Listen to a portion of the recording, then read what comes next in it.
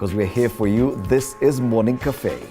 It's definitely where we serve it hot and we didn't pull your leg when we say that. Later on, we'll be getting so prepare yourself with some popcorns as we get to know how the short films industry in Kenya just is. Well, happy Friday and welcome to Feel Good Friday right here on Morning Cafe on TV47. Definitely looking forward for a great show and of course some entertainment at the end of it all. My name is Flora Limuki. Of course, keep interacting with us at TV47 News on Twitter, TV47 Kenya on Facebook, at Limuki_F, at Fred Indimuli, at Nyaringita_ on Twitter. The hashtag is Morning Cafe. Also send in your SMS and feedback through our SMS line 22047.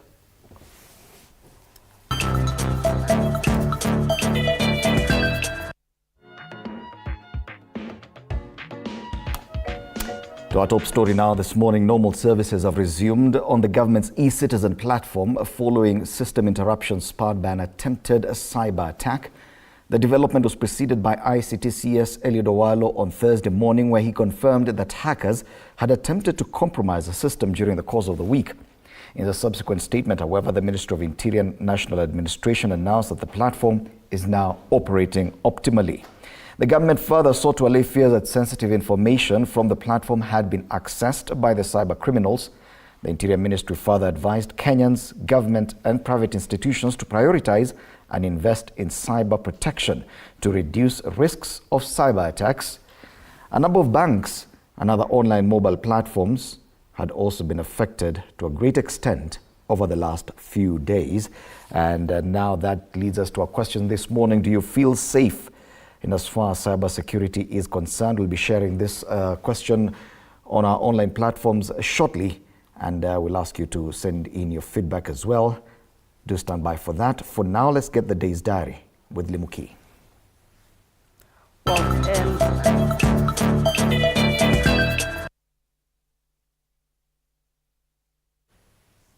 Well, on today's the news diary of the day, of course, big story being the e-citizen hack. CS for ICT Eliud Owalo yesterday confirmed the cyber attack, even as the portal hosts more than 5,000 government services. And later on, CS Interior has announced the resumption of services. And away from that, we do have the Azimio Requimas. That is Azimio set to hold Requimas in the poll grounds in Karen from 9 a.m. The coalition leaders say the vigils continue over the weekend, of course, as they mourn the lost lives during the protest. And the fate of the Finance Act case, the Court of Appeal to deliver its ruling today on the lift of the suspension of the Finance Act 2023, of course, a case filed by the Busia Senator Kiom Tata.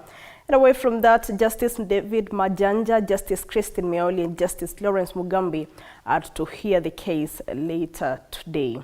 And President Ruto's tour in Coast enters day 2 as he traverses across different counties across the Coast region. His Ruto is set to visit different counties in the region as he tries to marshal up his support as well as launch several projects in the area. And the conversation on police brutality continues as a heated debate was ensued in the Senate and the National Assembly yesterday afternoon on the conduct of police in the protest, even as blame games continue, and the opposition MPs now want CS for Interior Kithure Kindiki to take responsibility. And away from that, it is World Hepatitis Day. This is a day set to create awareness about this condition which affects the liver by inflammation. And at least 1 in every 10 people has the condition, and cumulatively 290 million people across the globe are affected by hepatitis. And finally, Senate committees set on health will meet the Cabinet Secretary for Health, Susan Nakumicha, to deliberate on issues affecting the health sector, that is pending statements, and the allegations of irregularities in the procurement of long-lasting insecticides nets at the KEMSA. Remember, the CS on Thursday missed the Senate sitting where she was supposed to appear to answer questions concerning her docket. That is what we have on the diary. Of course, we keep on updating you as the stories come in.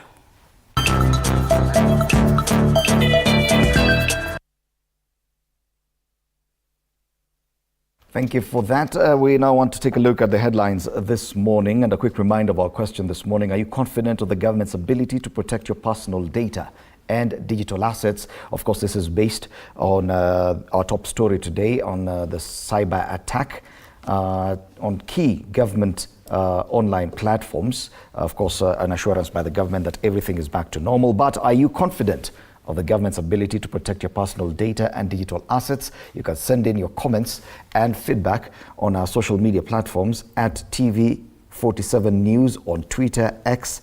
You can also send in through the short code 22047, and also on Facebook. TV47 Kenya is our page. Let's now take a look at the dailies this morning. Stanley? In the Daily Nation this morning, an interesting headline: the church is back. So definitely, again, this raises the question, where had the church gone?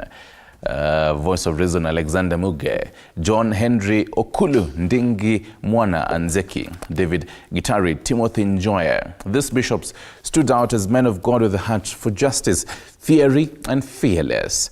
They inspired public confidence while speaking out against the government of the day. Some of them even had to pay the price with their lives. But this was decades ago. Now, after a lull during which the church has taken a beating from all quarters, a new crop of bold clergy is emerging. You can take a look at that on page 4 and 5. On the top page, some international news. Niger coup, while leaders condemn power grab by Nigerian military. That is on page 22. An interesting read on page 3. How I stopped killer lioness. Masai elder narrates his encounter with a deadly predator. And below, the Daily Nation, that also forms our question of the day. Your trust on Kenya's cybersecurity. Kenyan suffers service delays as hackers strike. And from that, in County 047, Nairobi Water lost 10 billion Kenyan shillings to theft and faulty meters.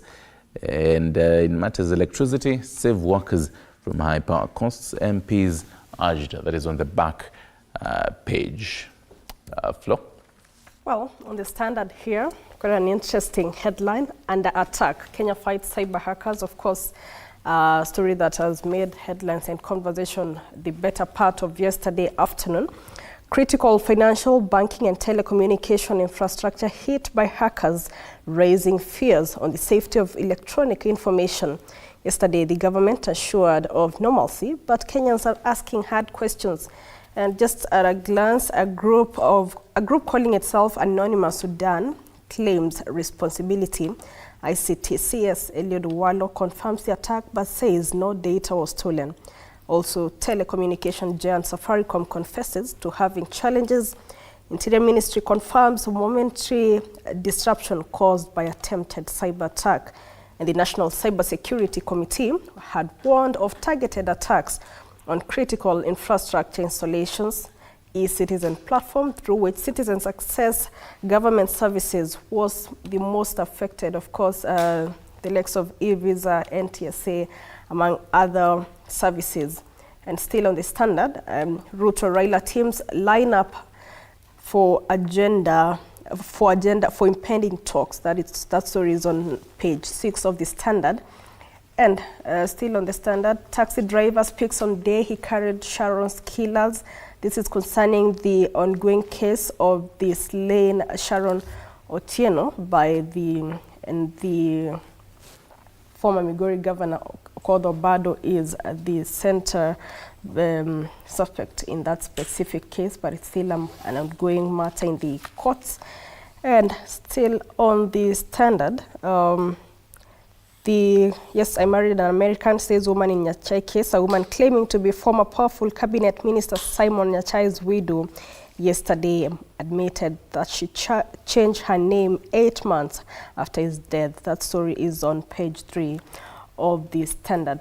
That is pretty much what forms the top page of the Standard this morning. A look at the Business Daily too. Hackers shake Kenya's digital financial system. Banks, Kenya Railways, Kenya Power disrupted. Attack carried out by Anonymous Sudan, the group calling itself Anonymous Sudan. Whether or not they're from Sudan, we still do not know. That's the front page of the Business Daily. Also on the front page of the Business Daily today, bank loan rates rise past 20% in repricing cycle. Wow. And on, okay, let me take a look at another paper here. For Taifa Leo, wajumbe watatu wa mapatano. You have three leaders there. Viongozi watatu ambao ni Obasanjo, Ramaphosa na Suluhu ni kati ya viongozi wa nchi za Afrika wanaopendekezwa kuongoza mchakato wa mapatano. You can find all this katika ukurasa wa pili. So Duru, okay, I thought it was Nduru, but okay, Swahili I think no better. Duru zaeleza Ruto Raila wanashinikizwa waanze mazungumzo kwa utulivu wa nchi. And well, away from matters that, again, this is another bit that Limuki might really come for me if I mention Arsenal in any negative way. Arsenal ya Liza Baka, Manu hoi.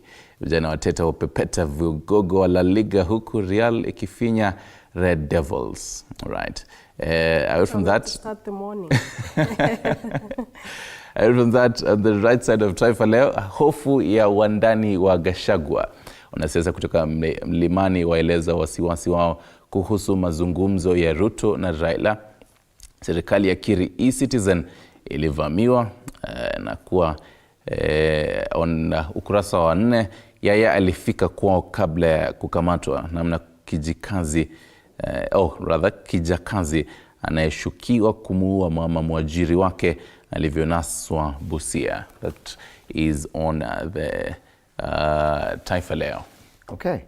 Before we look at other headlines locally, let's cross our borders and look at the Daily Monitor from Uganda. It is make or break for FDC. The country is waiting with bated breath on what direction the party, once the most formidable opposition group, will take following today's National Council meeting. The opposition party, FDC in Uganda, is having its National Council meeting today. Probably matters to do with grassroots elections, and elders' report on NRM money will be discussed there. On the top page, on the top bit of the front page of the Daily Monitor, Museveni meets Putin, Africa peace team on Ukraine. Remember, President Yoweri Museveni is attending the 2-day Russia-Africa summit being held in Russia. It's part of our highlights today. And Parliament endorses extension of Elsie's tenure. That's from the Daily Monitor in Uganda. All right. And you do have the Mwananchi? Yes, I do have the Mwananchi from Tanzania. Kiama vigogo wa mashirika. You see now the problem you is never know. you have to be very careful because Kiama could be someone's name. Kiama vigogo wa mashirika watakiwa kujiandaa kwa mabadiliko, tathmini ya iva. Mchechu agusia masharti mapya kwa watendaji bodi. And the difference between Taifa Leo is that I always get Taifa Leo. The headline, but for Mwananchi, Mwananchi. I feel like one of these days we should have either Andrin Kilemi or one of these our Swahili gurus here, or Mwalimu Yusuf. They look like they're just trying to make it harder for people to understand what they're saying. Yeah. Still on the front page, jela miaka 13 kwa kumkamata mkewe viganja. Now you see again what viganja could mean there. Kinana acheni kutunga sheria za kukera watu. That's the front page of Mwananchi. That's what is headlining. There's also an interesting bit on Mwananchi. If you can take a look at it and if you can have a read at it, well, good for you. On the top page of the front page of Mwananchi, the right side of it, just at the corner, jarida la afya. So listen to this.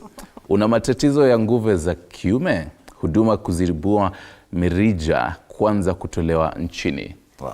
Head to Tanzania and find out what is happening there. You see, I'm reading and I can't understand. I think that's the only headline I've understood. Because I'm looking at another one. I know. Gharama za fidia kesi ya bandari sasa kaa la moto. And you really can't tell what exactly they're talking about. I think Tanzania. Vipanga wa sayansi ula ufadhili wa Samia. Okay, Vipanga wa sayansi. We have quite interesting Swahili. Wow. That's why every time we speak Swahili, they feel like it's sharing to Clearly them. our Swahili and theirs cannot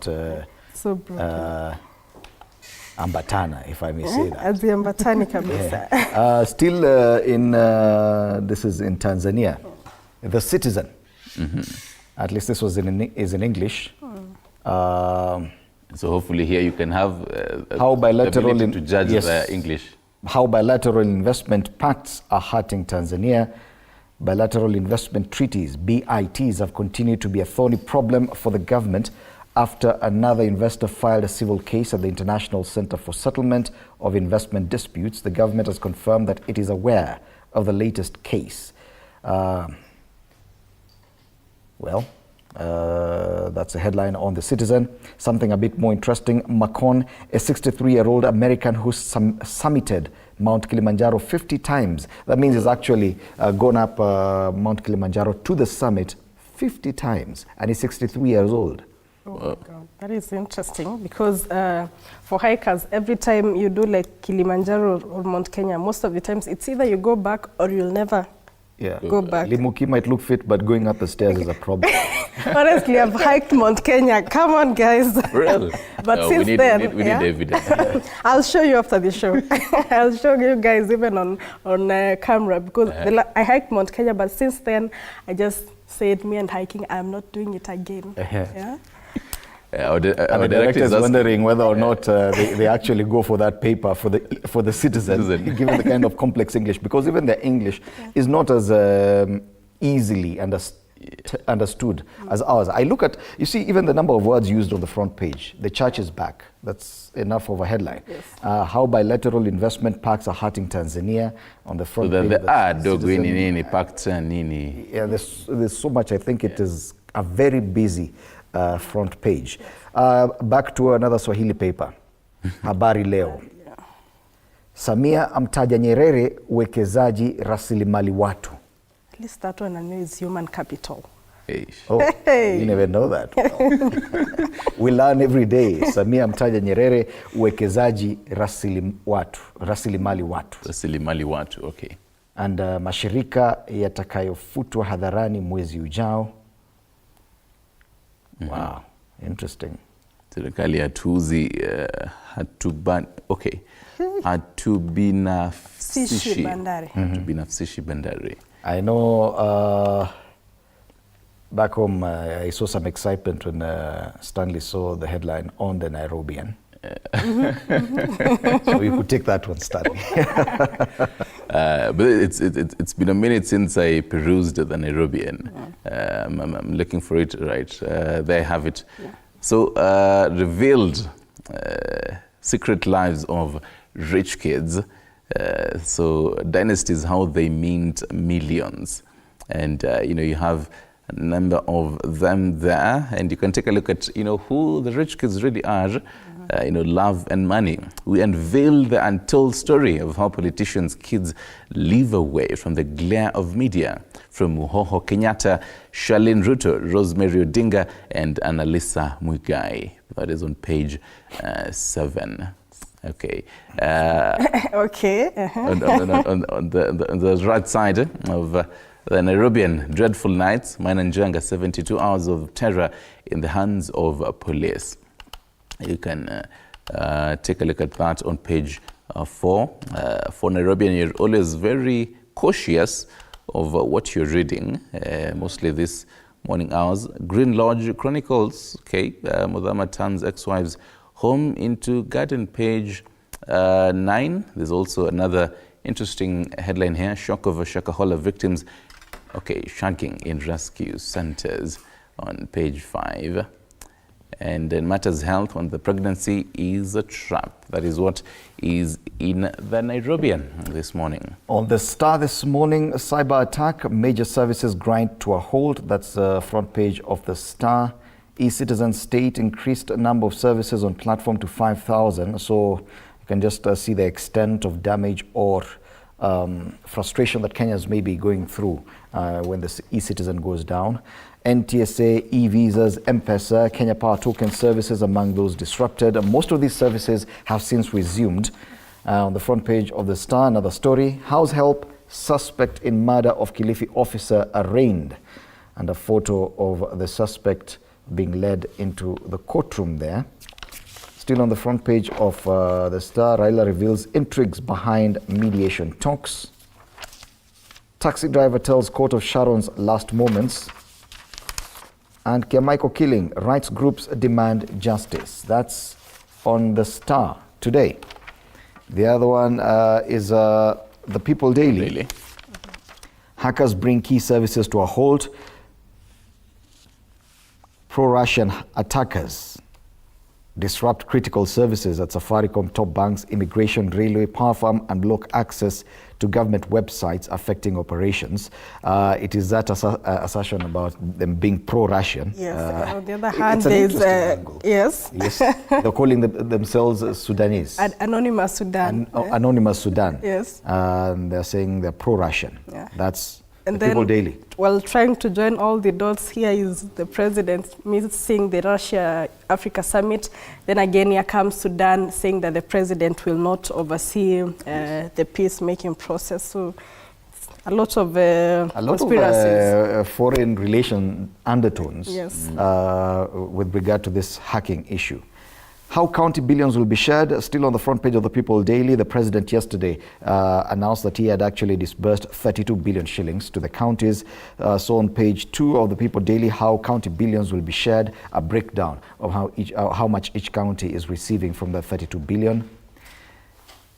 Still on the front page of the People Daily, split in ODM of a plot to kick out Raila man. The story is on page 6. And then on the top strip, I drove Obado's lover to her death, driver tells court. Suspected killers told taxi man that they had dropped Sharon at her rural home. You can read that on the People Daily as well. All right, and I believe now we can take a look at what is happening in the cartoons this morning. Quick look at them on the Standard. You can definitely look at them with us on the Standard. It is page 14, pardon me, and on the Daily Nation it is page 16. I'll start with the Standard this morning. So there's IMF. There are two bits to it. There's then in the 1990s and then today. And for both of them, for the 1990s, there's the Third World. There's IMF, holding. Bank written aid. Right, you have it there. For the Standard, for the 1990s, you can take a look at that. And for today, an interesting one there. I'll leave Fred to analyze this one for us this morning. Which one is that? On page 14 of the Standard. This morning, basically really talking about IMF, the whole IMF loans back in the 1990s and how the Third World countries really wanted the aid and a caricature. I don't know if you could see the cartoon we're talking about, yes. And it just points to the balance of between trade and what this investors and those who donors, yes. What they get from Africa. Yes. Back in the 1990s, they came in promising a lot of aid, and 20, 30 years later, the amount of money they're leaving with from the African continent is a lot more. And that's the cartoon on page 14 of the Standard today. And you can see the balance. The African left there cannot balance with how much money he has to pay back, because you see it also points to the debt burden in Africa. That in the 1990s the IMF and the Bretton Woods institutions, other Bretton Woods institutions and donors, international donors, came in promising aid to the Third World country, and now they're missing money out of us. Developing countries wallowing in the debt, how much money we owe the IMF and other international donors. And yes, it is true also in our current situation. The debt question is actually a big one. Most definitely. Flo, what do you see on the Daily Nation? Daily Nation. Quite interesting here. Yeah, they definitely have it. The Yeah. Daily Nation. We have, of course, e-citizen, and then it's a phone, literally, and then there's someone who's just trying to hold on to it. Tells the situation. We are managing the situation. Kenyan government paralyzed by hackers. Of course, this situation relates to the whole fiasco going on. Remember, the e-citizen services were allegedly hacked. That's what the CS Eliud Owalo says, and then it raises so much questions or attention to as to how much Kenyans can really depend on this government, remembering that the president a few weeks ago launched close to 5,000 services plus on the e-citizen portal. So if such a portal can be brought down, how much can we trust the government with our personal data? Yeah? Yes, hence our question today. Are you confident of the government's ability to protect your personal data and digital assets? Share your views on Twitter or X if you prefer, at TV47 News. You can send a text to the short code 22047, and also on Facebook, TV47 Kenya is the page. Are you confident of the government's ability to protect your personal data and digital assets? At this point, I feel like for both of you, Daily Nation takes the day. Oh yes, it is our top story, definitely. The issue of debt, I know it is key to us as well, but probably the biggest discussion and talking point today has to do with cybersecurity. And the fact that for the last 5 days, many people could not access the 5,000 services of the expanded e-citizen platform. And that means you could not even apply for a passport, you could not apply for a national ID, you could not apply for so many other things, driving licenses and such like documents that are crucial. And I'll also go for the Daily Nation this morning. And just to also answer our question of the day, I'm not really confident if we're going to have all government services digitized. And right now, they're not all of them digitized, and we're having such a breach. Now, what if all of them are really digitized? That speaks largely on the Kenya's cybersecurity, basically our cybersecurity, and how should tighten it really. Yet we cannot ignore the fact that we are in the technology era. That the fact that we cannot do without technology. Absolutely. It just goes to show that probably the need right now is for the government to invest a lot more in cybersecurity, because either way, that's a reality of life right now. We cannot go back to where we were. Well, we'll be discussing these and a lot more with my panelists this morning. The Youth Perspective, Kidi Mwaga, lawyer, political analyst; Kaiser Obed, a foreign policy analyst; Angel Mbuthia, Jubilee Youth League chairperson; and Dr. Eric Mariga, governance expert. Do stand by for that. After the break, you're watching Morning Cafe.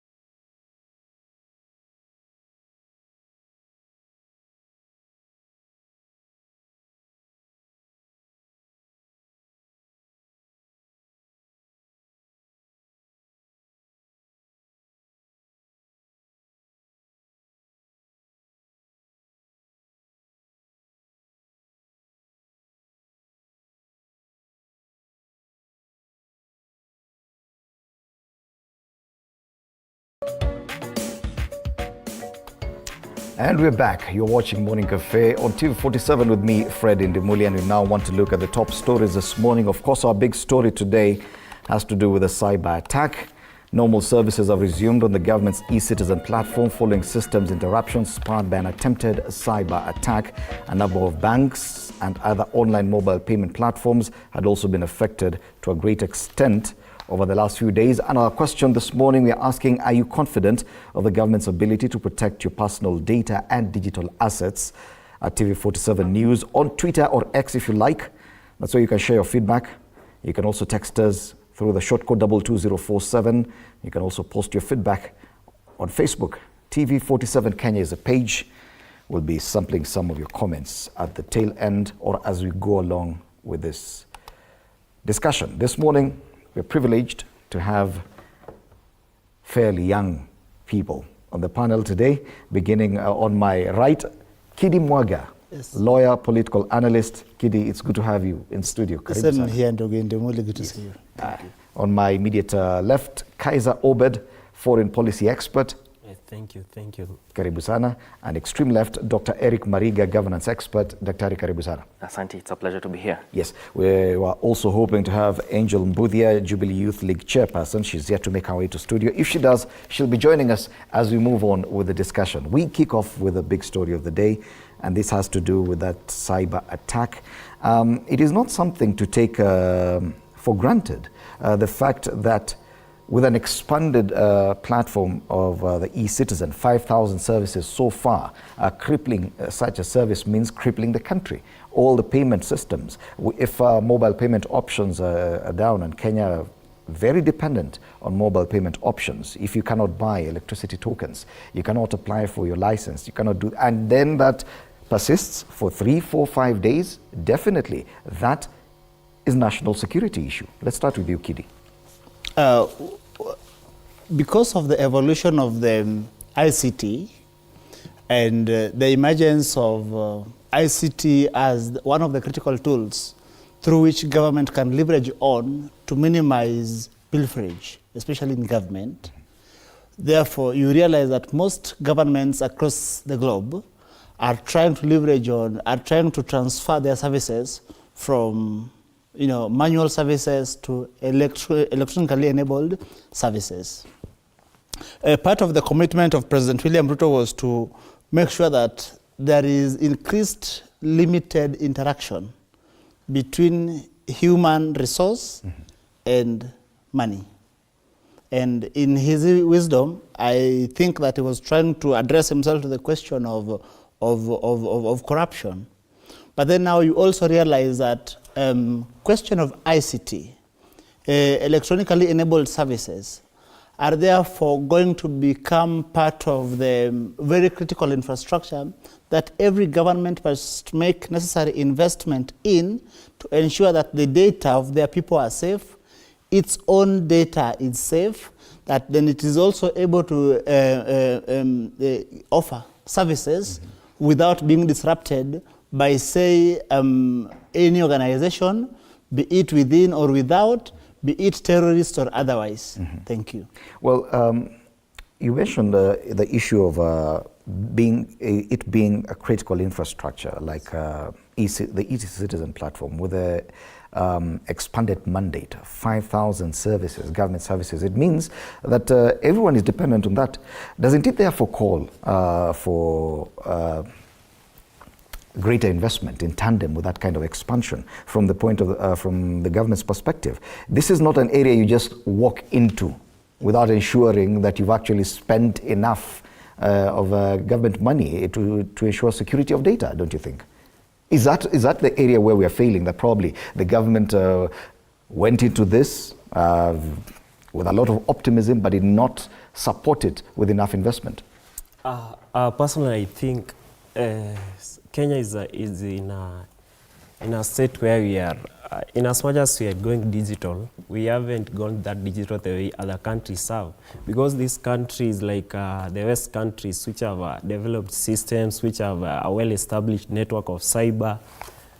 Recently, when the president was launching the digital services at KICC, citizens were happy and they were like, now we are going to have our services online, everything. Like the president, they could even do a demonstration saying, even if you are in far east, far west, or you are in Lamu, Turkana, elsewhere where you are, you can do a service at the comfort of your place. But now yesterday, the attack on our cyberspace was, the country was on an halt. People were trying to pay for the services. In the morning, people were like, some services were working, others were not working, but by noon, everything was into halt. And it was a national embarrassment because things like good conduct, passports, visa, such things are done online. Like you cannot do something like you want to apply for a passport and you go to Nyayo House. That's something that the government has been saying that we need to get our services online. So I think also as the government is pushing for a digital way of doing things, we should also invest in our cyberspace security. And I'm learning this morning that I see people online saying, speculation online saying that the people who attacked our cyberspace are Sudanese, quote unquote. But someone in the US has told me this morning that the group is a global group calling themselves Sudanese. So they are not from Sudan because people have gone to a confrontation between Kenyans and Sudanese. No, it is not a Sudan group. And we will come back to that issue about the foreign relation undertones that have come with this cyber attack. I can see even on the People Daily saying it's a pro-Russian group. So we'll come back to that question. But to Dr. Eric Mariga, it is an eye-opener, the fact that this can actually be attacked to that extent. If at all you're able to shut down any single government service for more than a day, it definitely affects an entire cross-section of Kenyans. The fact that 5,000 services were not available for more than 3 days to Kenyans, that is a complete shutdown of government. We see issues of ICT being handled in a department that handles other issues as well. The Minister for ICT, the CS Eliud Owalo, is in charge of not just issues to do with the cyberspace, it is also issues to do with terrestrial, the media and all other things. Don't you think that probably, following what we've just seen this week, that issues to do with the cyberspace in Kenya probably would require going forward their own slot in cabinet so that things like cybersecurity, decisions about online management and all these services can be handled exclusively by a state department? Thank you so much. That's correct. Just to say that Kenya is one of the strongest countries when it comes to matters ICT in sub-Saharan Africa, and the recent attack or the recent challenges in the ICT space demonstrates probable weaknesses and the need to continuously enhance and improve the ICT sector by more investments, both public sector and private sector. Again, also to look at it from an economic angle, the recent slowdown of ICT and government services demonstrates that the impact of the economy, which already we are facing turbulent times, is likely to also exacerbate the situation. Again, as you rightly indicated, there is need for more investments and also more space, particularly when it matters ICT, because now we are talking about the digital economy, we are talking about ICT government services. Our directorate and our ministry is not enough. I think even going into the future, we really need to consider a full-fledged ministry so that matters ICT, both at the public sector level and also issues facing private sector ICT governance issues can also be mainstreamed, and also at both at the policy level and also operationalized, and whereby also actors such as the media have a strong role, particularly in ensuring that the conversation on ICT is really brought to the forefront. So just to really sum up by saying that, again, the proliferation of either ICT cyber attacks, these are things that are likely to happen even going forward, and therefore there is need for more investments, both in human capital. The young people really need to really continue studying and also seeing how they can get into this space so that we can help our governments to ensure that we have a strong ICT Yes. and also governance systems. Thank you. And it is just one thing to pour money into the problem. Yes. As a solution. But even issues around legislation do come into play, that probably laws regarding the conduct and how we handle matters to do with the cyberspace in Kenya need to be adjusted.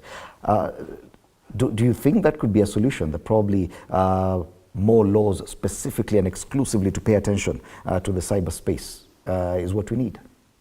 Well, we must appreciate the fact that the cyberspace is, as much as we have been, we have been with ICT for the almost last 30 years, we have not developed what is called a top-notch ecosystem within which to anchor that the ICT. Because, for instance, you realize that until about 10 years ago, a huge swath of the population still didn't have access to internet. So that proper access to internet has happened in the last 10 years. Mm-hmm. They say that in the era when data is the new oil, then we must be able to ensure that that oil is preserved. How do you preserve it? You make sure that that data does not land in the hands of people who ordinarily should not access it. Part of the people who should ordinarily not access it should be foreign governments, should not access it without the authority of our government. Should be organizations like the one now calling itself Anonymous Sudan, should not be able to access our data without the authority, our authority. So therefore, if and when we are developing laws, that laws should go in tandem with the necessary investment, both infrastructural investment and the technical expertise, to ensure that if and when we put up, say, infrastructure like the e-citizen, then that data is safe and no one can have access to it. Yes, but also we need to be fair to the government, because technology appears to be moving faster than the pace at which we can even sustain reasonable legislation or reasonable progression in legislation. Yes. That we appear to be always on the back step whenever there's new technology. Do you really think the government is capable of keeping up with the ever-growing technology? Yes, they can. Once they decide. The problem with our government at times is that we are too reluctant until something happens. Like now, if you have been watching the National Assembly proceedings, it could take you time to listen to a bill that is related to ICT. But now, next week, you are going to hear MPs saying, oh, ICT. Why? Because we have something with impulse reasoning, like we do things after they have happened. Like something like ICT is something that is very critical to a country right now in this world, because the world is moving, is going digital. So it means as much as we have essential services like security, environment, like a nation, like there are things that are very basic. ICT should also be basic, because yesterday we showed the reason as to why we should have a good cybersecurity team. Yesterday, I think I was a victim. I was trying, I never knew that there was a cyber attack, so I was in a restaurant. I was trying to pay, and I think I was embarrassed badly.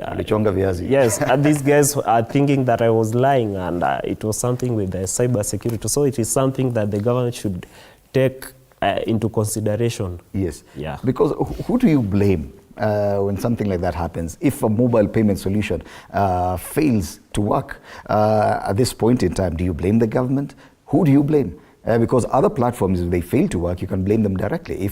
If at all I'm unable to buy security or power tokens, electricity tokens from Kenya Power, I'll blame the company, the power supplier. But when I'm unable to pay because of something bigger than the mobile payment platform itself, who should I blame? Yeah, no, as you rightly indicated, I think the role of information and feedback, particularly when such kind of attacks happen, government needs to be more proactive to ensure that they relay information that there is a slowdown or a shutdown in government services. I think that was not demonstrated in the past few days.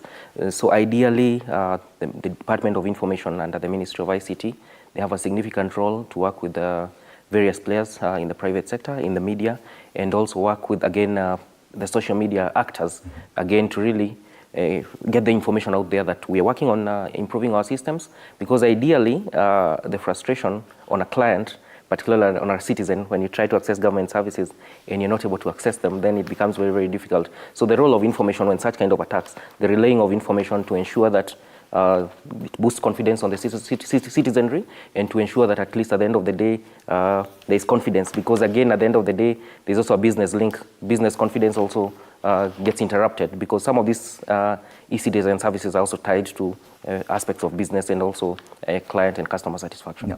Let's now take a look at what has happened online in reaction to what happened with that cyber attack. The fact that Kenyans have already made their own conclusions that this attack is coming from Sudan. We can see sections of the media saying, and I quote the People Daily this morning on the front page, calling the hackers pro-Russian attackers. We'll come to Kaiser, who is a foreign policy expert, but let's start with you, Kidi. Yes. Our understanding of foreign relations, even as Kenyans, is a bit wanting. A lot of foreign policy is handled by government.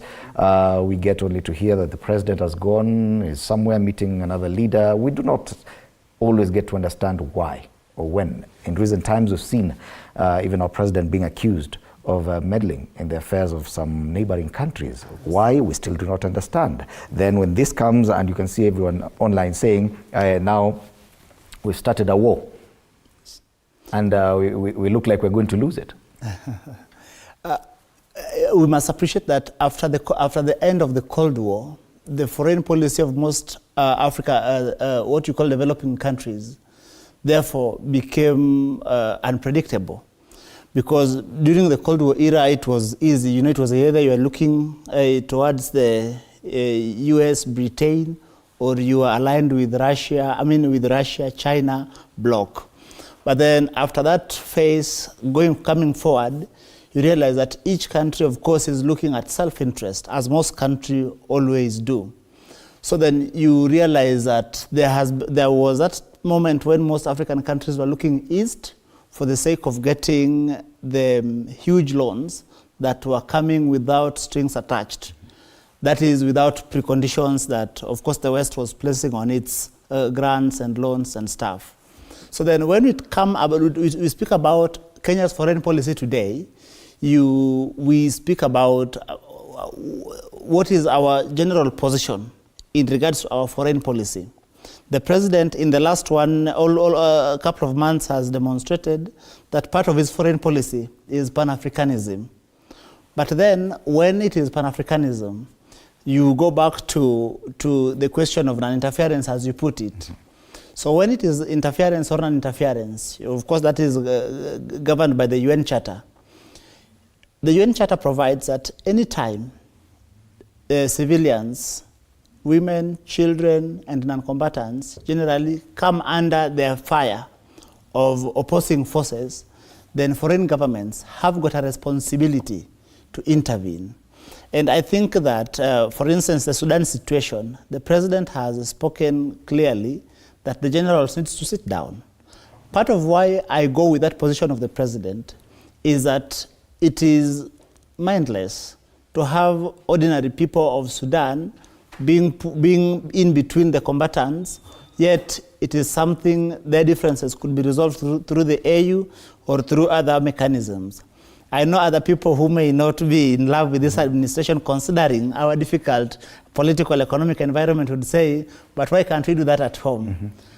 Well, each situation presents its own uniqueness, and I will address myself for that when we begin talking about the Kenyan situation. Okay. Thank you. Let's now come to the foreign policy expert, Kaiser, because you've seen the kind of behavior KOT has, Kenyans on Twitter, Kenyans on Threads have, when it comes to online combatant, fighting any other country, especially on Twitter. With the kind of exchange we're having as a result, as a reaction to this cyber attack, we seem to have picked out one country, singled out one country and said, these are the people attacking us. We may be getting it wrong. Yes. What could be the result effect? There's something we call diplomatic tiff. this is a situation where two countries, you may do something. Nowadays, platforms like social media, Twitter, are forms of foreign policy engagements between two different countries. Like a president can go online and post, I was meeting a president of a certain country, and it is something that is taken official. So yesterday, apparently I was seeing in the internet, everyone was like, you know, it is because of our association of the president with Sudanese. Sudanese don't have a president. But then you see, our president didn't wake up just one morning and decide to go to Sudan to help them solve their crisis. It is something to do with IGAD, and Kenya is at a strategic position since, like, if you have been reading or if you are someone who is aware with the country's history during the President Moi the late. Kenya was a country that was helping the region to resolve their crisis, like in Uganda, Tanzania, 1979. There was a conflict between Eritrea and Ethiopia. Kenya took part. So Sudan is not something that is new. But now Kenyans, because quote unquote, some of us are not informed, so anything we see that is in relation with the country's foreign policy, we end up concluding that it was Sudanese. Actually, but that lack of information appears to be the issue here, because even from a governance perspective, is it necessary for the government to actually explain to the citizenry why they relate with other countries and how they relate to them? Because this kind of misunderstanding could actually cause a problem. Simply because most people do not know. A simple tiff on social media could actually end up into an international tiff. Is it necessary for a government to explain to members of the public its foreign relations policy? Correct. Kenya is a member of the Community of Nations. When you look at within our region, we are a member of the East Africa Community. We are a member of IGAD, as my co-panelist has indicated, and more broadly, African Union and also the United Nations. Ideally, that means that Kenya is within a family, and we have to continuously work together to resolve regional issues within our region, and also continental, and again also global. The importance of Kenya in the region cannot be underestimated. Again, we've seen the role of Kenya in terms of stabilizing the Democratic Republic of Congo, the issues in Ethiopia, in the Tigray-Ethiopian crisis. So also when it comes to the Sudan crisis, Kenya has been, proposed or has been within the family, brought forward to really, based on our previous experiences in handling matters conflict and also issues of mediation.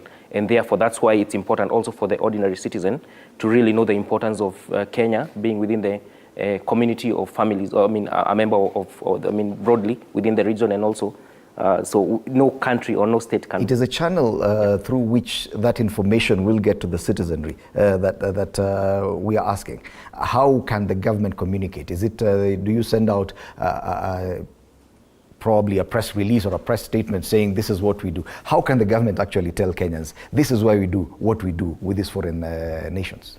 Correct. I think previously governments, and particularly the government of Kenya, has been issuing communiques within the, or from the Ministry of Foreign Affairs, and also press releases on matters foreign policy.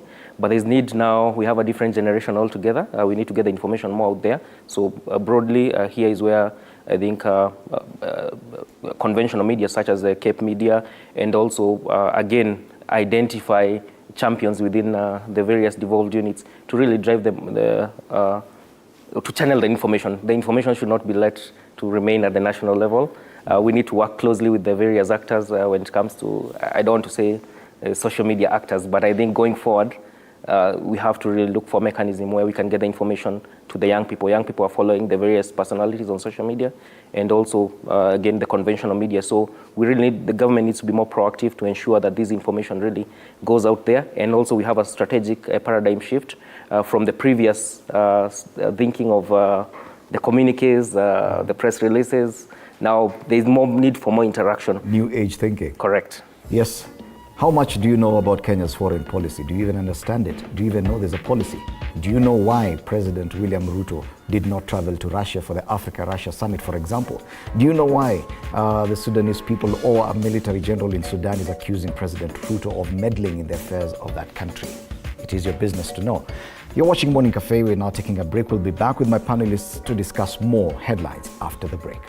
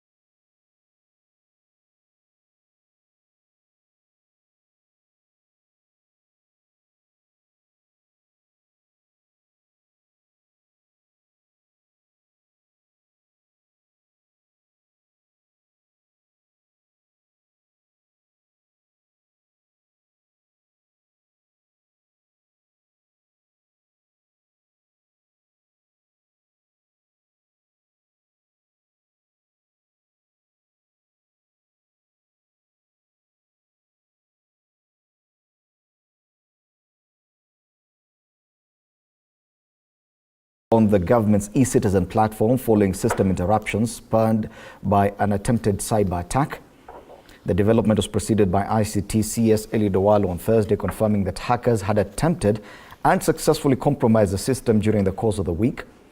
In a subsequent statement, however, the Ministry of Interior and National Administration announced the platform is now operating optimally.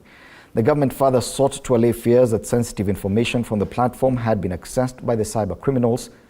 The Interior Ministry further advised Kenyans, government and private institutions to prioritize and invest in cyber protection to reduce risks of cyber attacks.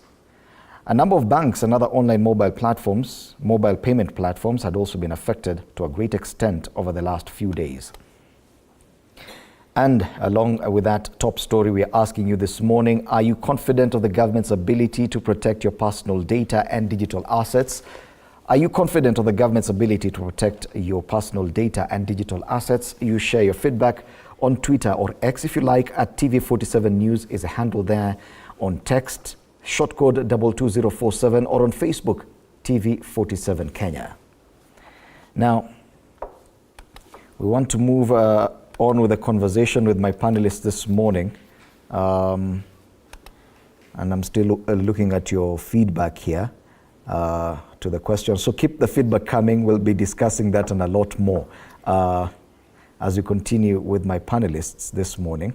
And in studio today we have Kidi Mwaga, lawyer, political analyst, Kaiser Obed, a foreign policy expert, and Dr. Eric Mariga, governance expert. I want us to move on from issues of cyberspace and cyber attack and talk about another story Today, the Azimio La Umoja One Kenya Coalition will be holding a memorial service, interdenominational prayer service, in memory of those who lost their lives in weekly protests over the last few weeks. Issues that come into play include issues about police brutality. We saw this matter being discussed or debated in Parliament yesterday, and MPs clashed. Basically, an exchange of blame, who is to blame. But the issue of police brutality, because this affects young people, the number of people who've been killed, numbering over 25, some put it at 30, enough, others have been injured. You as a lawyer do understand that a lot of these people are young people. Yes. The people who took part in the protests, even those who were not in the protests but ended up as casualties, yes, are fairly young. Yes. On this matter of police brutality, where do you think we are? Are we going back to the dark days, the so-called dark days that people are talking about? Well, I wouldn't call it dark days. I wouldn't call it going back to dark days, because it's not like we have not entirely had a moment where you would say that a new dawn. The enactment of the Constitution of Kenya 2010 momentarily provided an illusion of dawn. But you see, that dawn has never really materialized, because when we were transitioning from the old constitution to the new constitution, for a moment there are things we thought we were entirely going to leave behind our backs. But you know that the first term of Uhuru administration, there were, of course, extrajudicial killings. That did not stop in his second term under what was called the handshake regime. And for a moment, we thought that, considering the circumstances under which President Ruto came into office, as young people, we legitimately expected that the president would not want to have our security agencies having to turn the nozzle of their guns towards young people. Unfortunately, that was not the case during the last maandamano.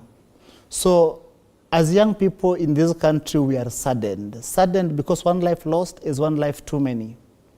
But then it also speaks to the fact that we need to really engage our young people still on a comprehensive civic education, because as much as we are saying, and I want to first say this to the leadership before I speak to the young people, is that we cannot exchange one long night of darkness with another long night of darkness. Because the question to the political leadership of this country, what would be the reason why young people should smile? If any moment they go to the streets, there is a real likelihood that some of them will end up as corpses. It is unjustifiable. No life should be lost in the pursuit of political interest. And of course, to our young people, that when maandamano are called, when mass action is called, when exercise of Article 37 is invoked, at all times we must remember that there is a qualification that has been done in law. Article 37 provides that peaceably and unarmed. Mm-hmm. Do we go exercise these rights when we are peaceably and unarmed? Because of course there is a feeling that there is a provocation of the security agencies. There is a feeling that there are instances, of course we saw the clips, when protesters turned violent against the security agencies. And the political leaders who celebrated that, who are on record saying that those people did very well. When there is a collapse of public order, when you have civilians overrunning police, that is a dangerous trajectory.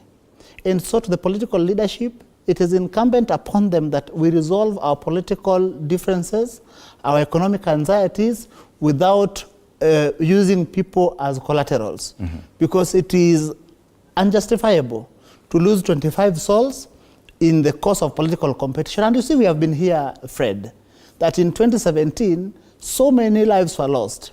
And I would say unnecessarily, because for all that they were fighting for, or they thought they were fighting for, questions like electoral justice, that how do we address ourselves sufficiently and comprehensively to the question of how we manage our elections, when handshake happened, a lot of people celebrated handshake because people believed, maybe naively, that now we had a chance to deal with this issue properly. You and I know that that did not happen. So even right now, as this impasse is going on, as cost of living is becoming a convenient political excuse to get our young people into the streets, I want to ask our leaders to proceed and conduct themselves with restraint. Thank you. Kaiser, we've heard the president repeatedly defend the police action on Maandamano, and he did this as recently as yesterday. How does it make you feel as a young person listening to the president defend police action when you know that actually some of the allegations out there are that quite a number of the casualties were as a result of police brutality? I could to some extent agree with the president, to some extent disagree with him. I could agree with him on the basis of, you see, when the opposition calls for demonstrations, if you are within Nairobi, you always see what happens there. Like there is no business, like there is nothing that is going on, like you think it is a national holiday. So at times, there are people who take advantage. There are gangs who take advantage. Like you, I have a friend who stays somewhere who was telling me that there was a day they were in the house and people, goons attacked them and they ran away with their properties. So when now the president comes in and defends the police, now when the police come out to protect and to stand firm and ensure that there is no destruction of properties, then now we could any day, anytime support the president. But on the flip side, we have seen clips and everything. It was even in your news where police, I think in Kisumu, they could go to people's houses and they use a lot of force. Like you could see, there is a clip I saw, a young kid, hardly 5 years, saying that she's a lady, she was hit by a tear gas. And I was like, now, what does this young girl has to do with the demonstration? Because she's very young, she doesn't even know that there are demonstrations. So in such instances, then now we say the police doesn't act professionally. And again, to add on what Kidi has said, at what expense we young people are going to serve the quote-unquote the political masters? Because anytime, the other day you saw the former Prime Minister saying there was a meeting that was to occur in, I guess, in Nanyuki with the president, and the president of Tanzania was around. They were kind of having mediation talks. Now, you see when they are doing their talks, there is no young people there, like there is no one who knew, like I saw in the news. But then when we have demonstration, this political the political leaders mobilize young people, and it is the young people who die. Right from elections, you could see young people at the forefront. They are the ones who are leading campaigns. But when it comes to the sitting at the table and sharing now whatever now these people have been elected to the office, you never see young people. Now that's when friends and those people who funded their campaigns come on. And also we should ask ourselves, why do these young people go to the streets? The reason, the main reason is unemployment. Because if you are unemployed and someone tells you today, if it is true, from a section of leaders who are saying that both in government and opposition, these people were mobilized using money. Mm-hmm. You see, if I'm working, if I'm employed, I know that every day at 6, 7, whatever the time I'm supposed to report to work, I should go to work. Then you could never find me going to the streets to demonstrate. So what is the reason that why young people are going to the streets? Is because of unemployment. Yes. So the government, this government, and President Ruto is someone I believe will transform this country. When he won president, he said that Kasarani, that he's going to create employment for the young people. So once President creates employment. You will never see people on the streets because these people go on the street because they are idle. But Mariga, at what point do we even start justifying ending life through security agencies or otherwise? The right to life is one of the fundamental human rights guaranteed by the Constitution. Even our courts right now do not sentence people to death by hanging. But you see a situation where in Kenya continuously now we're looking at death as something very normal. In Shakahola, 450 people have died, and it's not a big deal. It's no longer in our headlines. Now 30 young Kenyans, random Kenyans have died, and we are ready to move on. Don't you think we are lying to ourselves even as a society, and even the government action and reaction to this issue is actually wanting? The fact that 30 or 25 people, or even one person has died because of taking part in demonstrations. It should be unheard of. Okay, no, I agree. The right of life is one of the it's one of the fundamentals of our new Constitution 2010, and therefore no life should be lost. Again, the security, the police and the various security actors need to exercise restraint when handling aspects of demonstration. Again, as my colleague has indicated, there are really pressing issues again in the country. Some issues to do with unemployment, inequality, issues of pervasive poverty. But of course, again, at the end of the day, also there are some elements or some people who really take advantage to really participate in some of these demonstrations to either loot or really engage in unethical practices. So having a delicate balancing act between whereby the police can exercise restraint, whereby and to ensure no life is lost. No life is lost, because at the end of the day, as a country, again, the social fabric and our cohesion is tested. Again, when you look at the people who have lost their lives, they have their own families, and we don't want to lose any life. So the conversations going around, particularly on the issues, again, the civil society, again also the opposition leaders raising, they're really pertinent issues. But at the end of the day, there's need to exercise restraint on the police to ensure that at least no life is lost. I think we've really, quote unquote, we don't want to see any life lost going forward. Because we've seen even clashes in between police and protesters. France, for example, they were quite violent. But it doesn't get to the point of death. In Kenya, up to 30 people can die, and we move on and we say, yes, probably to some extent it was justifiable, they went to the streets. Are we not missing a point somewhere? I think time has come that we must now deliberately and aggressively enforce the doctrine of personal responsibility. The doctrine of personal responsibility has largely been there in the purview of international criminal law, where when, say, heads of states and or their commanders, for whatever reason, engage in acts of criminalities, even in moments of hostilities, but then usually in each decision that, say, leads to loss of lives, goes back to the person who made that decision. So that if, say, you are an officer who heeded to an unlawful command, then you take personal responsibility. It is something that is provided for in our Constitution. It is something that is provided for in our laws. I think time has come that we must now really enforce it. For instance, we witnessed in Kisumu when law enforcement agencies were going into places, dwelling places, getting people out of their houses, beating them with clubs, stepping on them.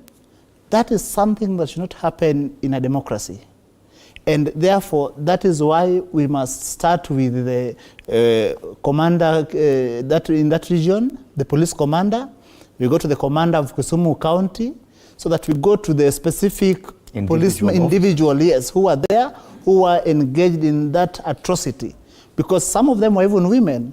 How do you, as a police officer, turn your club against a woman? So that is something that we must, for a moment, come together, irrespective of our political persuasion, whether you are in Kenya Kwanza or Azimio, and demand that as a deterrence going forward, it is time that we must hold these police officers accountable. And if the president, the president has been on the charm offensive towards that part of the world. About a week ago, he was in the homecoming ceremony of the Principal Secretary Interior. And he was speaking like someone who means well for that region. Well, he has also demonstrated in the past that he does not, he would want to have the people of that region in his fold. We want to see him making sure that whoever took part, the police officers who took part in that level of atrocity are held to account. Why am I saying this as well? Is that you realize that we were told earlier in the year that the police are now independent, that the police were now having their own budget. Yes. I will say this when we get to that topic as well, how the police have handled the withdrawal of security of Mama Ngina, of President Kenyatta, and the Ghana drama, how it has folded. It has become more of a political issue than a security law enforcement issue. People speaking to it and about it are political actors and political players. So the question is, when did the Inspector General get this information, gave it to these politicians for them to yap about it? Thank you. And even the Azimio reaction, because yes, today they're holding a memorial service in memory of those people who lost their lives. They've been holding vigils this week, and the vigils will continue throughout the weekend. But we are not seeing any push for a probe into circumstances surrounding each and every single death that occurred, both from the government side and even from Azimio. We're not seeing that direct push. Yes, there are complaints, there are criticism, there's exchange and saying who's to blame, who's not to blame, but probably the solution is a probe, a thorough probe into each and every single death that occurred. Why are we not even having that conversation right now?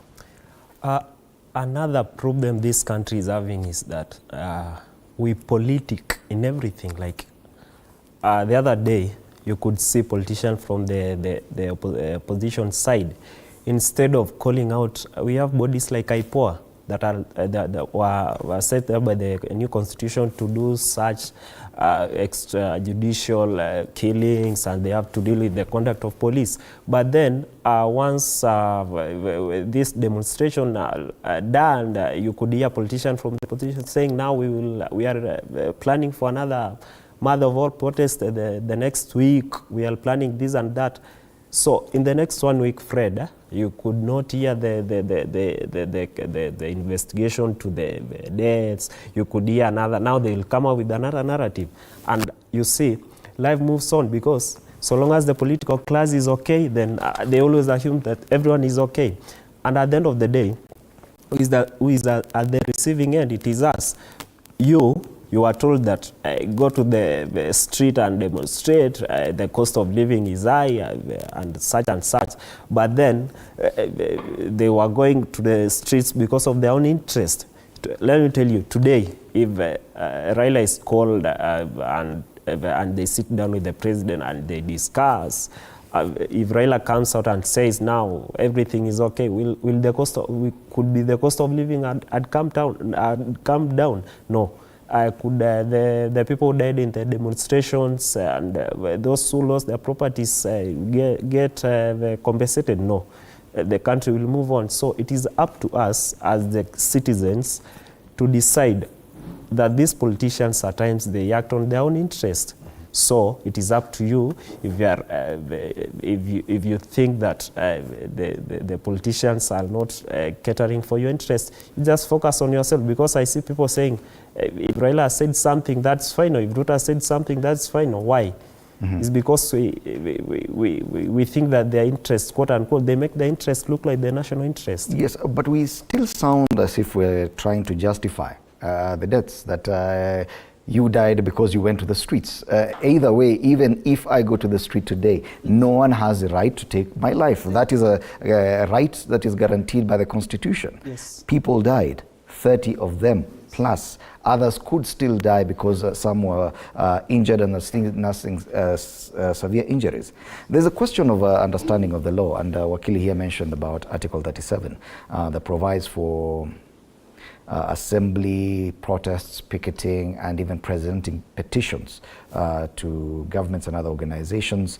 Yes, it describes how this assembly and picketing should be conducted peaceably and unarmed. But should we therefore say that probably it's a lack of understanding, especially among young people, on how they can conduct themselves in such demonstrations? Do you think generally that people understand the law on these matters? No, I agree with you, Fred, particularly when it comes to our Constitution and Article 37.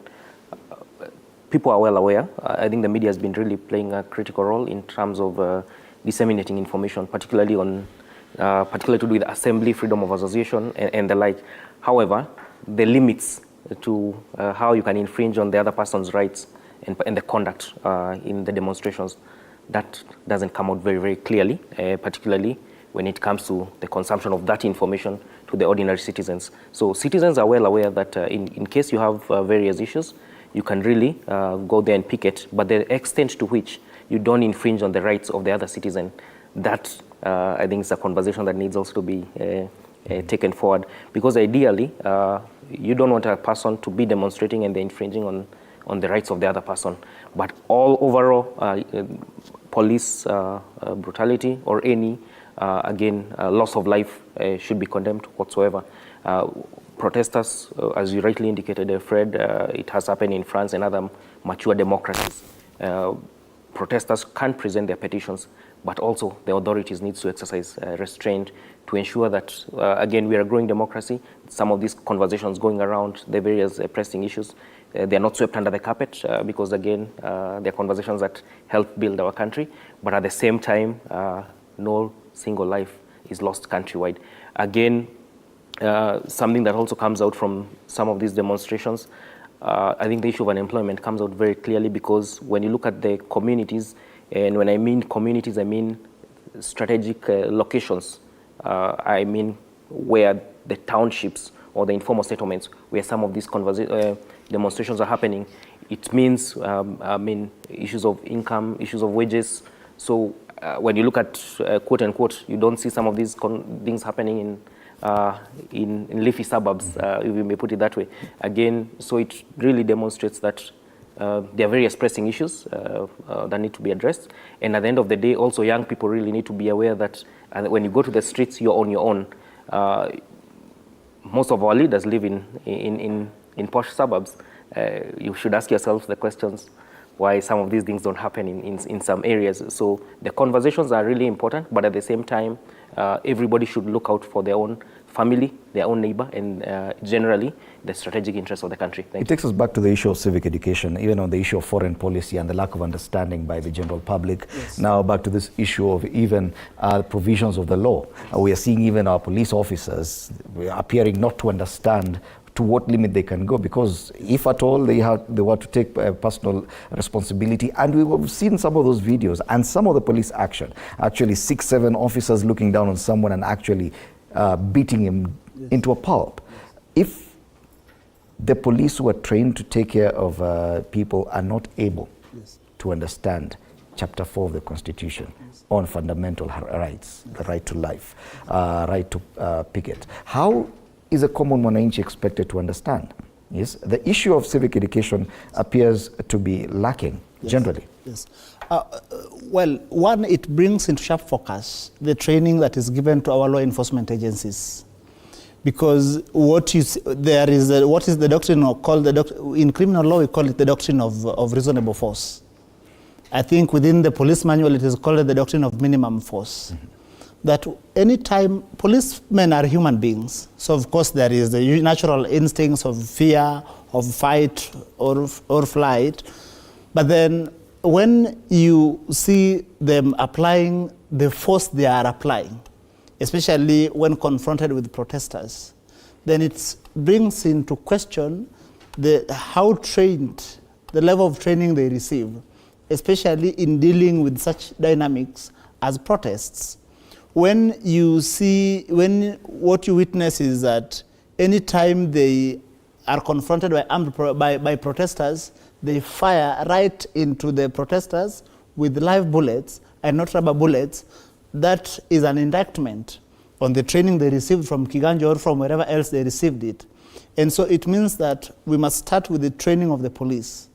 We must ensure that constantly they are trained, that the policemen that are deployed to take care of the demonstrations have got the training and the equipment that would help them, handle that situation without becoming aggressors themselves. I'm saying aggressors because I don't want to say people who take other people's lives. What about the common mwananchi, their understanding of the provisions of the law in as far as their engagement in such activities? And that was my second point, that for a long time, particularly the young people, we have been taken hostage by the polarized political competition between the big political players. So that if you are Azimio or Kenya Kwanza, that you think we must engage in a polarized, confrontational style. What that then does is that it takes away all the room for meaningful, constructive dialogue, an opportunity for us to jointly look at issues of common interest, and therefore we constantly patter to the whims of the big political players. For instance, the question of the high cost of living is something that if the young people of this country were being genuine, were being focused, it was something that we could hold a debate on, talk about, dialogue about it, and if need be, apply the necessary political pressure where it need be, and action would be taken. Mm-hmm. For instance, the National Assembly and the Senate, particularly the National Assembly, has done very little in the question of the high cost of living, because the high cost of living is not in a silo. There are other issues around it. One of them is the question of debt. Have we seen a comprehensive, even an attempt to comprehensively audit our debt for the last 10 years? What was actually received, where it was spent, and stuff. That has not happened. That has had a direct bearing on the cost of living. There is what is called the government target on inflation, which is usually set by the National Assembly. We have not seen any MP since this new parliament came in addressing himself to that. If young people, we had a forum of having these conversations meaningfully without respect to our immediate political persuasions, we would then be able to apply the necessary political pressure where it needs to be applied, so that then is done, so that we are told why today you have a government targeted inflation of 7% and say not 5%. Thank you. And you raise a key fundamental issue with regard to our representation, the role of the legislature, parliament, and whether or not it actually serves the needs of the people or the needs of the executive. It is a big question, and we've been discussing it all week. We'll discuss it right here. In a short while, we'll be getting feedback from online. Flora Limuki is on standby to get us feedback on our question this morning. Are you confident? Let me just get it right. Are you confident of the government's ability to protect your personal data and digital assets? At TV47 News, that's on Twitter or X if you like. Remember, Twitter is now X. You can. Are you a gentleman on Twitter or X, if you like? Yes. Kidimwaga on Twitter. Kidimwaga on Twitter or X? Yes. X. Keiza Obed. Keiza Obed on X. Eric Mariga. Eric Mariga on X. I'll be sharing your Twitter handles shortly as well. You can text us on the short code 22047. You can also share your feedback on Facebook. TV47 Kenya is a page. Are you confident of the government's ability to protect your personal data and digital assets? But after that, we'll continue the discussion about representation. Is the legislature, members of the National Assembly, members of the Senate, are they offering the leadership that they are required to offer? For now, let's get the feedback. Limuki.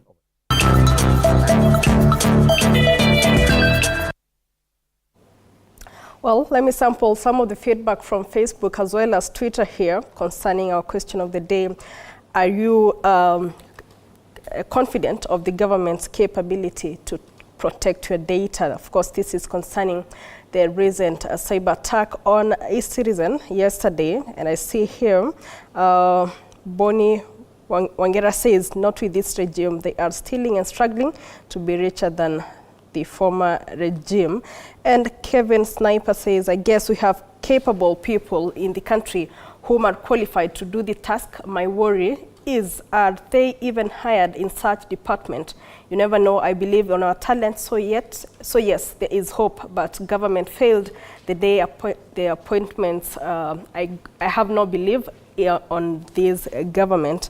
Someone else here says, Mustafa, I don't think they have the capacity to protect our data, but we have Kenyans who as well believe that CS Owalo is the right person to lead that specific docket. And Faris Wambugu says the government of Kenya has no capacity to protect our personal data. It's Peter Ndungu. It's not about the data, it's to interfere with the nation. There's a very funny comment here from Lexi and Chalo says, we aren't even sure whether we are Kenyans. I feel like ni kama title did ya Kenya iko kwa some other nation.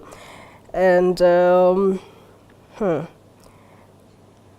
just one comment from Twitter from Itsule says, now their own systems and ICT infrastructure is vulnerable. That is just some of the feedback from Kenyans concerning the recent cyber attack that happened yesterday on eCitizen and affected most government services. Remember, eCitizen now holds, it's a home to more than 5,000 government services that were launched by President William Ruto a few weeks ago. Of course, keep interacting with us. The question of the day is, are you confident of the government's ability to protect your personal data and digital assets? At TV47 News on Twitter, TV47 Kenya on Facebook.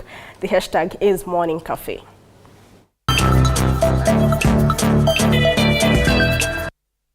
Thank you so much for that feedback. Keep it coming at TV47 Kenya on Twitter or X through the short code 22047 and on Facebook, TV47 Kenya. That's the page. We're still in studio with Kidi Mwaga, lawyer, political analyst, Kaiza Obed, foreign policy expert, and Dr. Eric Mariga, governance expert. We now want to take a look at the legislature, the conduct of our parliamentarians, and whether or not they serve our interests as a country or their own interests or other interests altogether. They've been accused of simply attending to the whims of the executive. The fact that even parliamentary group meetings are held at State House nowadays. It did not start with this administration. We saw it in the Jubilee administration. President Uhuru Kenyatta was hosting all the Jubilee Party parliamentary group meetings at State House. Yet the role of the legislator is to oversight, represent, and what else? Legislate, represent, and oversight. Yes. And to do so independently, because you've been elected by a certain constituency. Do you agree with the assertion that they've actually mortgaged their independence? Yes. If you see any regime where the legislatures are supporting a government, like yesterday, you could see the lead of majority, Kimani, Honorable Kimani Ichung'wah, supporting the police. Then it tells you one thing that, quote unquote, the legislature is talking the same language as the executive. As you have said, since the first administration, not the first, President Kenyatta administration, you could see parliamentary group meetings done at State House. You could see the president coming out and saying you are the lead of majority, you are the lead of such committee, such and such. And then you beg to ask, we have the executive, we have the three arms of government, like they should exist independently, and there should be checks and balances between the arms of government. But then you see parliament, executive, they speak the same language, which is a dangerous thing for our democracy that is growing. Yesterday, whatever happened in Bunge, I was watching, that was a national shame. Like, these MPs, they don't even respect their titles. Like, before you mention the name of an MP, there is honorable, like there should be honor before you. But then you find that a whole member of parliament doing what we call ethnic profiling before the house, like quote unquote, they were saying that a certain communities are known for throwing stones, which is not well with the citizenry, because now you find Kenyans taking side, like those Kenyans who was accusing that, saying and they are known to be throwing stones. On Twitter, they were exchanging words, and some words which are like you cannot even speak. So I tend to think that until such a time that we as a country, these three arms will exist separately, like legislature can do something minus the input of the executive can do something minus the input of judiciary. So right now you find that Parliament cannot do something independent because they fear, quote unquote, the executive might withdraw your security, they deny you some funds. So you find MPs are not independent. They don't represent the people who elected, because we don't have an MP who is an MP of executive. We have an MP from Kikuyu, we have an MP from Kisii, we have an MP from a particular constituency. So it is upon our legislators to act like they were elected by the common mwananchi, because right now they surely, like you could see the finance, when they were debating during the finance bill, an MP stands and says, this finance bill is going to pass minus changing a comma, full stop and everything. Then you wonder, did this MP listen to his constituents who elected him? No, because there is no constituent who could tell his MP, go and say this bill could pass without any amendment. Without any amendment. Yet the lack of responsibility goes to a great extent. They appear to have given up their responsibility to the nation. They are able to even check the government. They are able to, even by refusing to pass a bill or the other. They could get their way, but they've simply refused. And it cuts across, because even on the debate of when they were debating the finance bill and even voting for it, we saw quite a number of legislators allied to the Azimio side walk out, and they're not available to either oppose it or even support it. Generally, this particular parliament appears to have failed Kenyans miserably, if I may assert that. Do you agree? Yeah, to a greater extent, Fred, I do agree. Again, we have a bicameral parliament, and when you look at our National Assembly, when you look at both the majority and minority, we are not seeing strong bills, particularly related to pertinent issues facing Kenyans, issues of youth employment, issues of climate change, food security. But when it comes to the endless partisan politics, that's where we really divert most of our energy and attention towards. And therefore, issues affecting Kenyans, we don't see unison when it comes to pertinent issues facing Kenyans. We are facing food security challenges, the issues of climate change going on, the issues to do with unemployment, inequality. These are some of the bills we would like to see our legislators bring into the floor of the House. How can we help the people in the slums and in townships access gainful employment?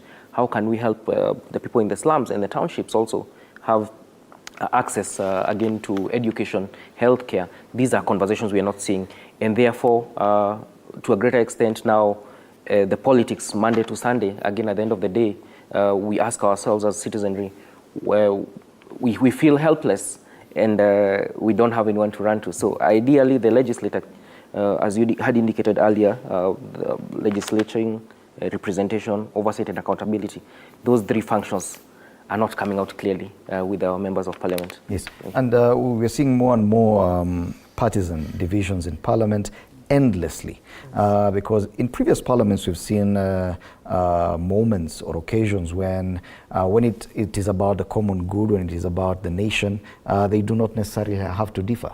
But in this House, this time round, we're seeing an indication that as long as it's the other side proposing something, we have to oppose it, yes, and vice versa. Yes. That it is purely partisan. It's not even about the mwananchi. Yes.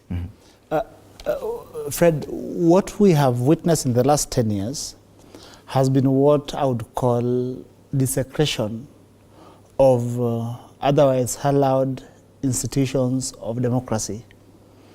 Parliament was a very hallowed institution, should always remain very hallowed institution. State House should be a very hallowed institution. We have desecrated both Parliament and the State House. It is President Nyerere who once said that Ikulu ni pahala patakatifu. In utakatifu wake, we have, under President Kenyatta, we witnessed when we turned State House into a venue for holding PGs. Even President Moi and all his Moiness did not conduct PG in State House. Moi and all his Moiness did not disregard court orders. So these acts may look small and isolated, but they have got the general impact of undermining the culture of the rule of law. And so what the MPs have learned is that bad manners is good politics. That when you are bad-mannered, you therefore become popular in the streets and possibly stand a chance of being re-elected, and also you catch the eye of your political, for lack of a better word, paymaster. So it is now incumbent, particularly upon the president and the prime minister, as people who hold highest political responsibility in this country by account of the number of votes that they represent, that the prime minister former prime minister received about 6.8 million votes, the president 7.1 million votes, so that for a moment when they speak, hypothetically they are speaking for those constituencies, that they must learn the culture of not rewarding people who exhibit bad political culture. For instance, if an MP within your coalition insults people across the aisle, why should such a person even continue to hold a leadership position in the House? But the tragedy is that is what happens. For instance, my brother mentioned something about the finance bill. I have had the privilege of writing as a columnist. Every Monday I write for the Standard. While the bill for the finance bill was being discussed, I was perplexed when one of the MPs who hold leadership positions, so Kenya Kwanza, was saying that the bill would pass without even a comma. While if you followed the public participation, there was a concurrence that if the bill was passed as it was one, going to result into massive capital flight. Secondly, it was going to deeply hurt the middle class. And of course, it is Abraham Lincoln who once observed that you cannot strengthen the weak by weakening the strong. So if you want to strengthen people at the base of the pyramid, it is not, how do you then start weakening the middle class that ideally has been supporting the people at the base of the pyramid? It is Fred Ndimuli who works for TV47 who then goes home and pays his house help and pays his watchman and pays his driver. When Fred has got to readjust his expenditure, it means that he is going to do away with some of these people or all of them. Look at the SMEs. When you put those crazy taxes as they were proposed in the finance bill, it means that if the small businesses are not going to go belly up, then it means they are going to literally have to shed off part of their workforce. And if they do not shed off their workforce, it means they are also going to engage in deep pay cuts. When you engage in deep pay cuts, while the taxes are rising, that is not an economy, a country you want to live in, a country you want to lead as a leader. Okay. It is now incumbent upon the president to become tough on the people that help him get to power. So that for a moment, there is good manners on that side of the political divide, and also on the prime minister to make sure that he rewards good manners. That way, it also means that over time, we get people who are cultured into the apex of our political food chain. Thank you. And thank you for that. Going back to issues to do with Parliament and parliamentarians, because we are seeing a lot of extremism and hardline stances right now, even with regard to talk around a possible dialogue and so on and so forth, coming from parliamentarians. During the campaigns, there were those who argued that electing younger people would be the solution, that younger parliamentarians would behave better. They would act, they understand what their young colleagues need, their peers need, and that is what they would represent. But we're actually seeing the opposite, that even the younger parliamentarians are actually the worst in terms of their behavior in the National Assembly. First timers are behaving, for lack of a better word, ill-mannered, holding very extreme views about politics, hardline stances, using unprintable words even in the media. Don't you think that it is actually a lie that electing younger people is better?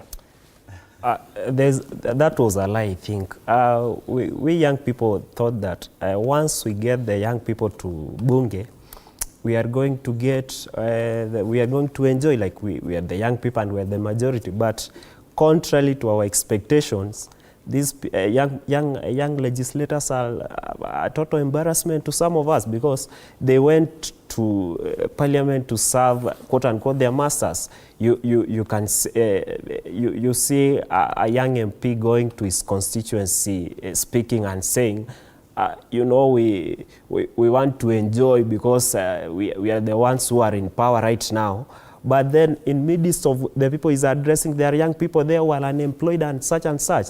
He can't address such a simple, but he will come back now when there are another general election and say, you know, I'm a young person. I think also we abuse the word young because anyone who is above 35 years of age is no longer young because you see MPs. By the definition of youth in Kenya. Yeah. Once you cross beyond 35, you're not youthful anymore. But most of these MPs, some of them are beyond the age, and they call themselves during election. They are young people. They come to us and telling us, you know, I'm a young person like you. Once you get me to Bunge, I will go and work on legislation that could ensure that you young people get employed. You young people. There was an MP who was campaigning on the basis of saying that once he gets into Parliament, of which he is an MP, I don't want to mention his name, he was saying that young people could get jobs minus experience. Is it true today? You knock a government office, you are told, where's the experience? Mind you, you just came fresh from campus. Like now, how am I going to get experience even if I'm someone who was in campus, even internship opportunities nowadays, it is very, very difficult. Fred, I can tell you that I saw the other day the Public Service Commission advertised internship opportunity 8,000. In those 8,000 opportunities, I'm very sure the people are going to be allocated or to get those slots. Some of them are not going to be young people.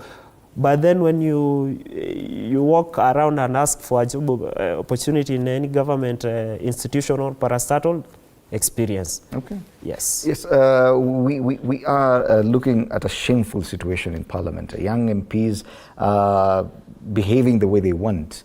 They are the most extreme in terms of their views, and they're loudest, and they're shameful publicly, saying whatever they want without a care in the world. Don't you think that it's time for us to relook at the kind of people we elect as a society? Correct. The biggest demographic in Kenya and even in Africa, we have 70% of youthful voters, and also this really is a strong community, if you may put it that way. And therefore, even as we elect leaders, I'm sure, even the current leaders that we have, the youth, ideally, they should be a role model to the younger people and also to the citizenry.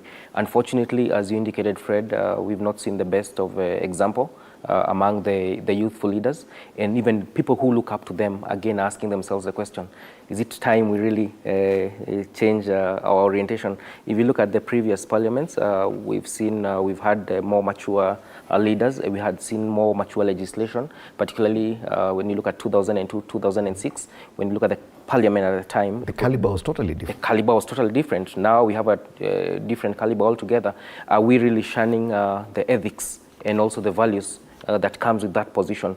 If you're entrusted with the position of a legislator, you should live up to the expectation. You should be a perfect role model, articulate issues facing your constituency.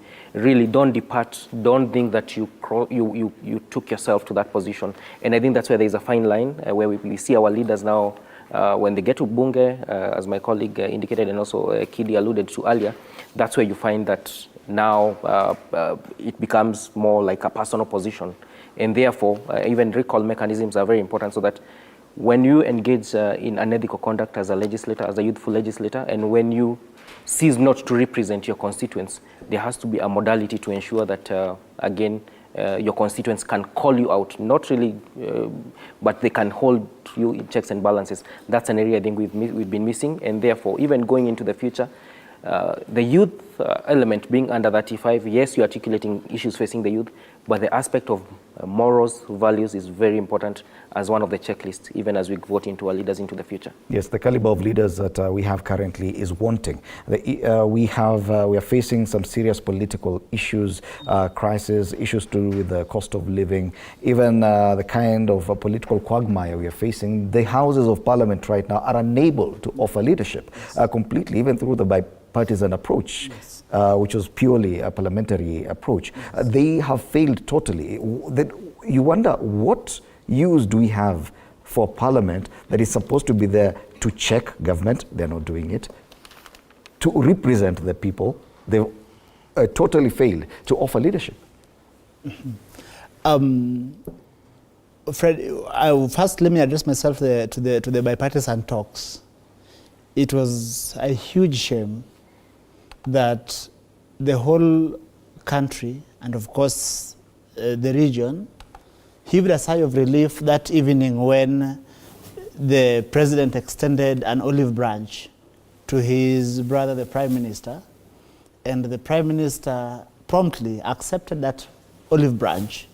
And we felt that a time had come when we were going to put aside the divisive, narrow, sectarian interest for the interest of the country, because we thought that finally sense had kicked in. Unfortunately, it was a shame seeing them exchanging unnecessary salvos between Honorable Murugara team and Honorable Tiende team. And Honorable Tiende was on Spice FM yesterday, or the day before yesterday, and he was narrating how difficult it was to even get the conversation jump-started. So I think, especially the side of Kenya Kwanza had fairly young people. People like my sister, Esio Kenyuri, among other young people who were in the team. I want to tell them that it is a shame that they could not ask other players within the team that it was in the best interest, particularly of the young people of this country, to make sure that the bipartisan talk proceeded and succeeded. Personally, I was a huge fan of the bipartisan talks, because even before that, in my utterances, both in writing and in broadcast media houses like this, I had indicated and joined other people in saying that I prefer quiet, direct diplomacy between the president and the prime minister. Mm-hmm. Not out of any mischief, not in pursuit of handshake as other people may want to put it, but because we have seen before that quiet, direct diplomacy works magic. President and the prime minister have worked together before. So there should be not a big deal when the two of them can sit down and talk, mm-hmm. when they can call one another and say that, one, the question of IBC is an outstanding issue that cannot be wished away, because the IBC Act of 2023, was bulldozed. Mm-hmm. It is an act of parliament that cannot be left to stand. Okay. The question of the high cost of living may require a bipartisan approach to it. And what is a bipartisan approach? That one, we agree that even as we sort out the political differences and messes, mm-hmm. we then remain civil, that we do not take our people to the streets. If there is a political settlement to that end, then it means that the private sector is able to thrive, mm-hmm. and in a small way we are able to defeat the ogre of the high cost of living. So in a nutshell, what I am saying is that the National Assembly and the Senate have let us down. They need to up their game and remember that they are the representative of the people. Thank you. Okay. Thank you so much, Wakili Kidi Mwaga, political analyst and lawyer, Kaiser Obed, a foreign policy expert, and Dr. Eric Mariga, governance expert, giving us the youth perspective in matters. You should have added your favorite columnist. Oh, yes, your favorite columnist. Look for his columns and read and understand more about Wakili Kidi Mwaga. I was introducing Dr. Eric Mariga, governance expert. Thank you so much, gentlemen, for helping us understand the issues from a youth perspective on these matters that affect our country. We're just about to get some feedback from Flora Elimuki, and then after that I'll be giving the editorial comment by TV47. Flora?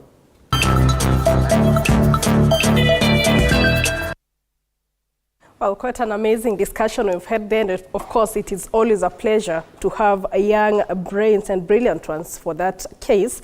Of course, demystifying some of these issues that are affecting the country or happening across the country. But just some one-two feedback from Facebook, Pius Okoth, concerning whether the citizens have the confidence in this government to protect their personal data and digital assets. No, this is a fake government, and maybe it's themselves doing the same to prepare for the next election. That is a comment by Pius Okoth on Facebook. Otieno here says they have no capacity to protect our personal data, and I mean it. There's also someone else here giving a case study that third-party issues and laws need to be rechecked. Some time back, Kabarak University took time to recover their hacked Facebook account. Something need to be relooked at. Of course, even as all this happens, it calls for the government to look for solutions to these problems, because it's something that we can't avoid with the ever-evolving technological shift. And just a quick look at our diary of the day, trying to get hold of it. Our diary of the day, of course, we have the story, following up on the story on the e-Citizen Act, also Azimio Quimas, that has now been moved from the DePaul Karen Gardens to SKM Center. Away from that, it's World Hepatitis Day, and also Senate Health Committee to meet with CS Nakumicha. But right now I cross over to Fred Indimuli to give us the editorial comment of the day.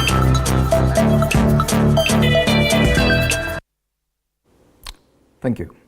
Now, in today's increasingly interconnected world, having a well-defined foreign policy is crucial for any nation, and Kenya is no exception.